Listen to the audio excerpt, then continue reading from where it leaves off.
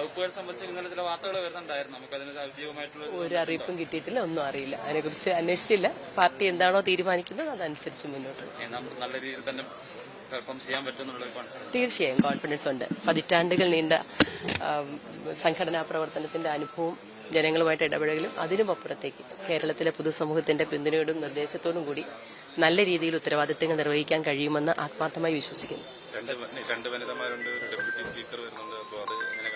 വളരെ അഭിമാനത്തോടെ കാണുന്നു. മാറുന്ന കാലഘട്ടത്തിൽ സ്ത്രീ പ്രാതിനിധ്യം ഈ നാട്ടില്, നമ്മുടെ രാജ്യത്ത്, ലോകത്ത് ഏറ്റവും പ്രധാനപ്പെട്ടതാണ്. ജനസംഖ്യയിൽ പകുതിയിലേറെയുള്ള കേരളത്തിൽ, സ്ത്രീകളുള്ള കേരളത്തിൽ തീർച്ചയായും കൂടുതൽ അവസരങ്ങൾ വരും നാളുകളിൽ വനിതകൾക്ക് കിട്ടുവാനുള്ള ഒരു തുടക്കം തന്നെയായും അങ്ങനെ.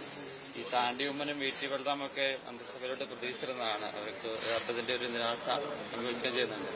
പക്ഷേ 102 MLA-മാരുള്ളതാണ്. അവരെല്ലാവരും മന്ത്രിസ്ഥാനത്തേക്ക് വിവിധ കാരണങ്ങൾ അർഹരാണ്. പക്ഷെ നമുക്കറിയാം ഒരു പരിമിതമായ നമ്പർ മാത്രമേ കഴിയുകയുള്ളൂ.